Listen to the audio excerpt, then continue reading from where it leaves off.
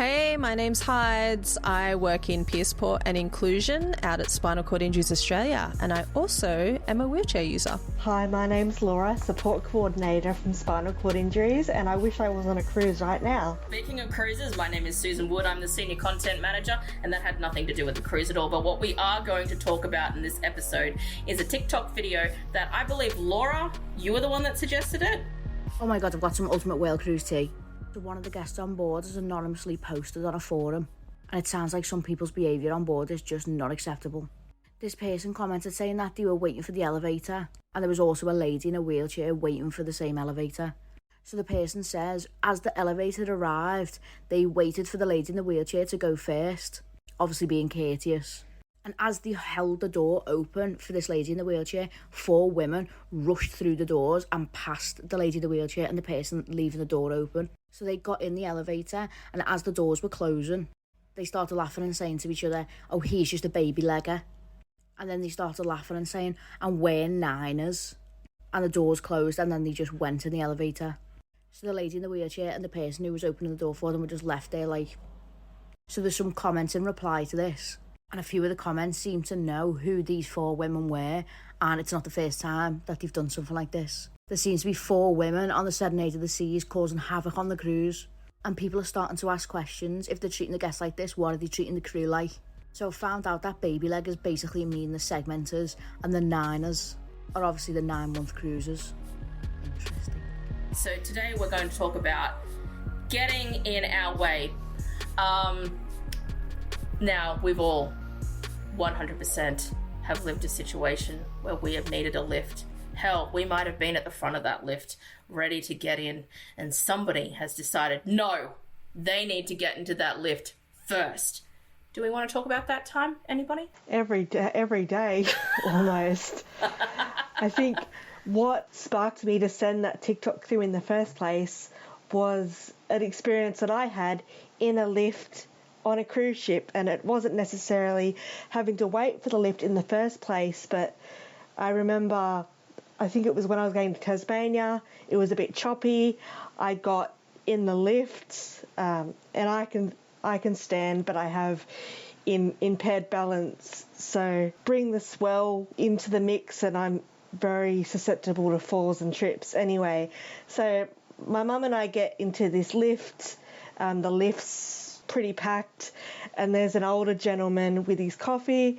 The boat moves suddenly, and I accidentally bump into him and spill his coffee, and he gets really cranky. And, you know, my mum says, oh, you know, she can't help it, it's her disability. And he says, oh, well, she shouldn't be here then. Oh, lordy. So when I watched the TikTok, it brought me back to that. I guess other experiences that I've had is I utilise the lifts a lot at the theatre, at the football, at concert. A lot of the times I'll be waiting patiently for the lift. I'll be acknowledging the other people waiting for the lift, but then as soon as the lift's open, everyone else seems to just flock into the lifts, and it's not fair because I've been waiting longer. And there's been instances where we've just given up and used the stairs, which I shouldn't have to do that. I'll take a moment for Laura right now. Yeah, let's have a moment of silence. A moment of silence for Laura's experiences with the lift, guys. That's horrific. I hate that. What the hell? It's so bad. That's shit. Sorry, Laura. I'm gonna call my one out. Sydney Domestic Airport. So I caught the train to the airport to see my mum off. She was heading back up to where she lives, and we got to the train station. And as you go towards the lift and the escalators, there's like 2 escalators right there. Perfect. Just get on. And then to the right of the escalator is one lift, one tiny itty bitty lift with a line all the way back to the train station. It was nuts. And I was like, okay, I'm happy to wait in a line for a lift. Why is no one using the escalator? Like, the odd person would go up the escalator, and I just thought, How can this be? Like, I literally cannot use an escalator. So, I have a reason for using the lift. These guys just have a few bags that you can stand on an escalator with. So I had to wait. Probably people were getting in the lift on the second level in order to go to the third, but they would get in it to go down so that they caught the lift anyway. You know what I mean? So I had to wait for 4 lifts worth of people who just wanted to take the whole lift up. Nobody wanted to use the escalator. It blew my mind. I just thought, okay, I'll just wait for 4 lift runs of people because all of you are getting on in the middle floor but coming down to the bottom but want to go to the top floor, but you don't want to miss the lift. So my mum's late for the flight. It was just a stressful, horrible situation. I don't even get it. Why would you have one lift at an airport, guys? Like, really? When I was thinking about the examples that I was going to use, I was thinking maybe the things that I experience happen because my disability isn't obvious all of the time. Surely for you guys that are full-time wheelchair users, people would be more accommodating, but people are just selfish. It's weird because they kind of look at you like, well, you got your own seat. You're all right, eh? You can just sit there and wait. You got a seat. I'm just like, what? So I thought, let's take a moment to acknowledge there are people who have hidden disabilities, right? So there could be a reason why they could be waiting for that lift because they have a hidden disability. And I cannot encourage people enough to go and get a hidden disability lanyard. It's sunflowers and it's green. Sunflowers. And it just indicates to people, without indicating to people, that you have a hidden disability. And a lot of security guards, security firms acknowledge, know about it, and a lot of places, public spaces. And just a caveat out there, I am going to extend that to not just a lift situation. Let's extend it to trains and buses, guys, because I feel like this is more than just a lift situation. This is an etiquette situation. And I know that when people see that the train guard has the ramp open ready, it doesn't stop them from cutting past that train station guard and trying to get on the train as quickly as possible. Here's the thing, everybody. When you're trying to get onto something as quickly as possible, you still have to wait for me to get on that thing. Okay? Okay? That bus is not going any faster because you ran onto that bus, all right? Now I'm getting really... There is an etiquette problem out there, and I don't know if it's a signage issue, I don't know if it's an education issue, but people really need to acknowledge if you are getting onto a lift, if you're getting onto the train, if you're getting onto a bus, I don't care where it is, if you're getting in through a building, don't have to run because you're just going to be stuck there anyway. Shut up, everybody. Yeah, exactly. And you read my mind. I also have another experience with a bus. So when I was at university, there's a bus that went around the CBD, and I would go from my classes into town to the office and then return.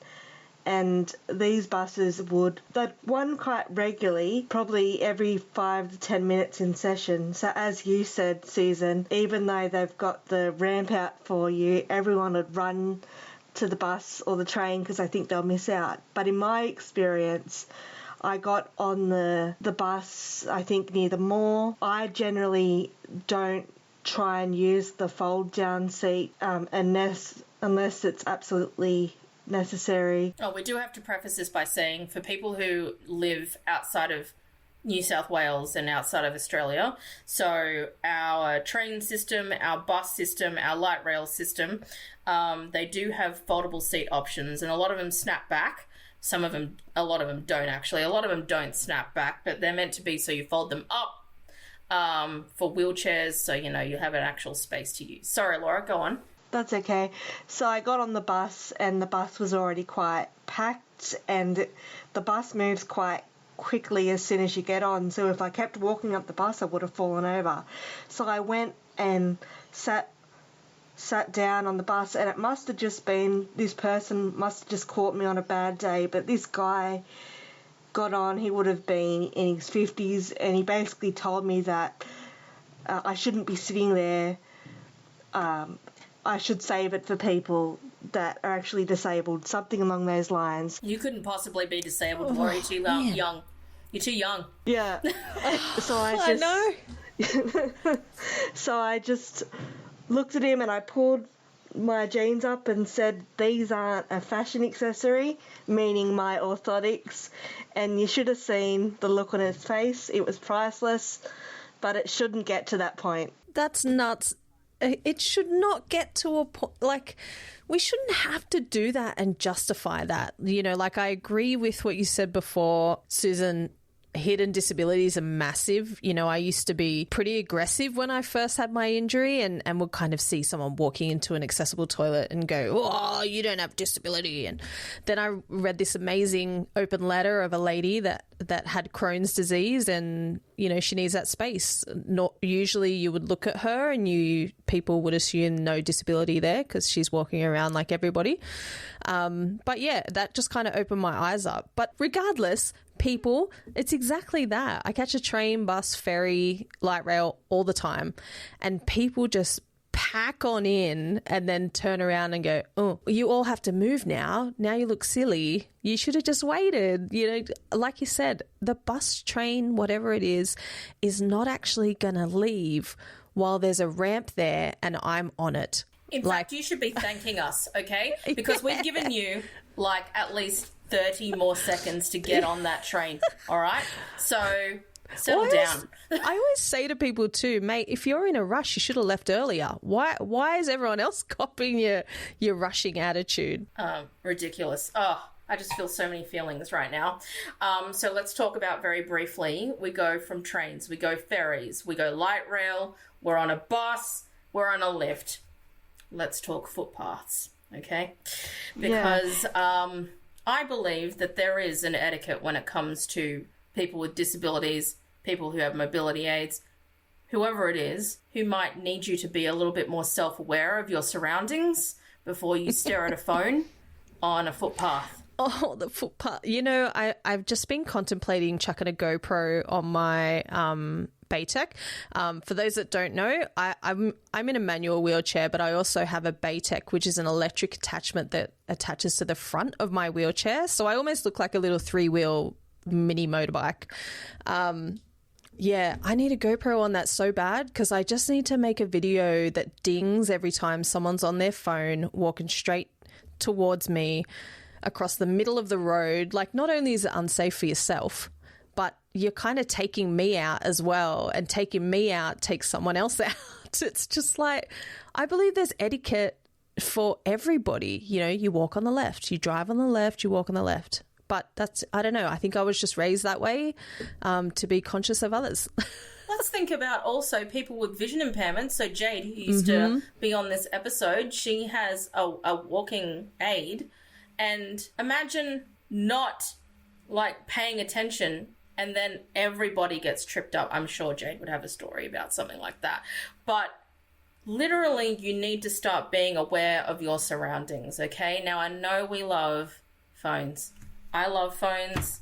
We all love devices. But you don't actually need to be watching a movie when you're going down to the shop. The street.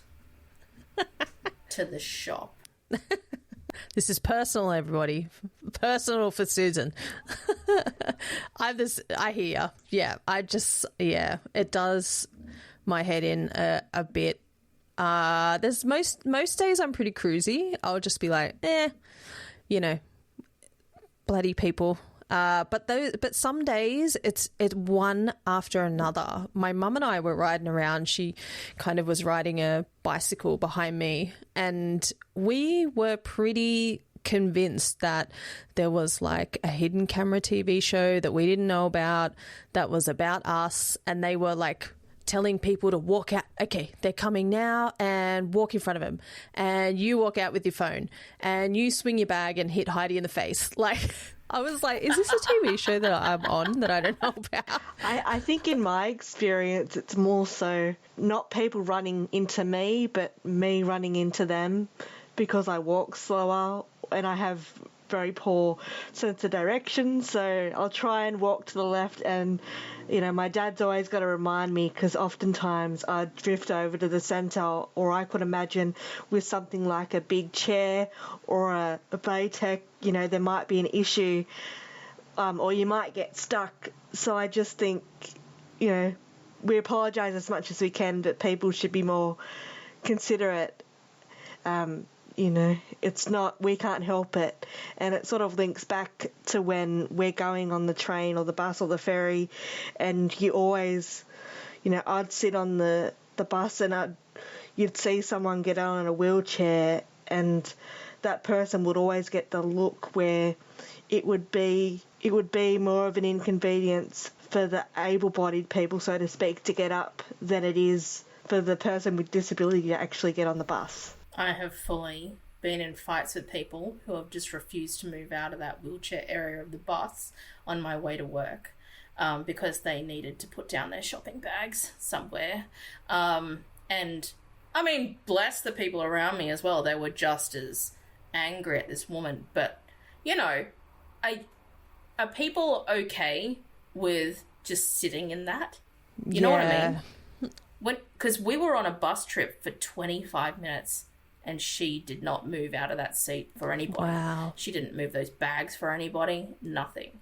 And are people just okay with that? I would be embarrassed. Like, I had secondhand embarrassment for her. It's so like that. I catch the light rail to one of the places, one of the wards that I work at, and on that same journey is a uni. So... Oh, yeah. You know, I know what you like mean. 9 o'clock in the morning, I've missed like 2 light rails in a row because they're just packed. And even if they're packed and there's enough room for me to get, like, you can always move. You know, there are places for you to stand. It wouldn't stop here if there wasn't room to get on for people. So move, please. I don't have any problem asking people, you know, excuse me. I think what I find frustrating is whether I catch the bus, ferry, light rail, train, all of those that have areas not just for people in wheelchairs, but, you know, little areas for people with disability, our older people in chairs, anything, whatever, prams. But people just don't. They just take up the entire area. And as soon as you get on, you see a quick glance at me and then go, oh, just keep looking at my phone like nothing's happening. You know, this area doesn't exist. You know, the ginormous wheelchair on the ground means nothing. And then the big sign behind me that says, please vacate. And, you know, that's not just because I want some big area to sit in. The reason for that, and I think what people don't understand, is when I'm on the light rail and I'm at Wynyard and it's peak hour, me being in the middle of the door is... It's so stressful and embarrassing, and I hate it. And people don't care about that. Because you're moving to the left. Yes. You're moving to the right. You have to figure out where that door is opening. Yeah.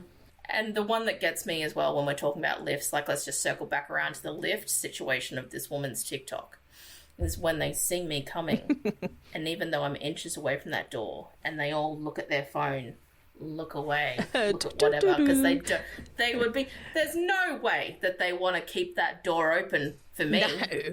What do you need it for? Even though there is adequate space on that lift, because you can see it and it's shutting, and they're just like looking around. Someone's smashing the close button quick. She's coming. Yeah, they're like, oh. And you know what? Actually, I will say, because I feel like this is quite a petty episode now, when I hit that open button as soon as it's about to close and it goes back open again, it's a rush. So good, isn't it?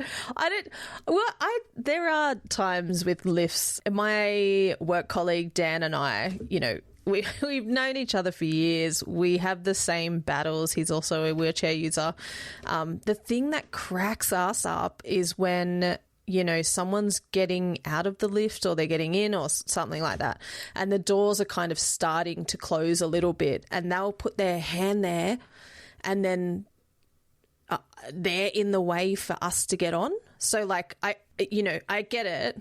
Well, you know, and then Dan and I often say to people, thanks very much, but, you know, if your, you know, skin and bone hand can stop an entire lift door, trust me, it's not closing on me. You know, we can get in. Yeah, we'll be okay. And yeah, funnily enough, we've navigated this world on our own for quite a long time. So I get it. You mean well, but sometimes you're just a little bit in the way. So Heidi was just thinking the exact same thing as me. I get great satisfaction at opening that door again as soon as they go to shut it. Very good, doesn't it? The moral of this, what has now become a very escalated episode emotionally for me, I don't know, in equal extent to the rest of you. Laura's certainly thrown down quite a lot of scenarios where people have been inappropriate, is that you don't need to be inappropriate when it comes to public transport, when it comes to lifts. Just let it happen, because ultimately we're giving you another 30 to 1 whole minute to get on that train, get on that bus. Yeah, let the person get on. It's happening. In the wheelchair. Should have left They're earlier. still going to let you on. They're not going to leave you behind, so don't stress. Oh, and also, if it is a lift situation and you guys are rushing to get on, it actually is a lot quicker to just let the person with the disability get on the lift to begin with, and then you can just follow suit. I think this is all just about being aware of your surroundings. You know, a lot of people with disability are hyper aware of our situations. You know, our other senses are heightened where we may have lost function in other parts. So we can sense when there's people around us. We can sense when people are kind of veering off a little bit, maybe. And we'll, you know, account for that when we're on a footpath or a lift or a bus, train, whatever. It's just like, come on, guys. Like, it's 2024. Be aware of your surroundings. I mean, I'm looking at the ground constantly because I'm always so paranoid about falling out of my wheelchair. And so I'm always looking at people, but do I move out of the way for those people who are looking down at something and then coming towards me? Depends what kind of day I've had. Depends on how I'm feeling that day, I'll be perfectly honest with you. But, you know. Feel like we both, you and I, need to not be near each other when we're in the city because people will just cop a double dose. Oh. Could you imagine, like, within 100 metres of each other and they're coming at you and then they've approached one of us and then 100 metres later, another one is just like, oh, I've just learnt one life lesson after. Yeah.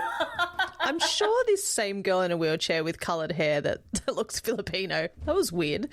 I feel for you though, Laura, like yours is a totally different experience, as you said, saying as somebody that doesn't have a more obvious disability. Like, we're in chairs, you can pick it a mile away clearly, but for you, like, it's totally different. Sounds like I need to go with you guys in the city and I'll have no trouble.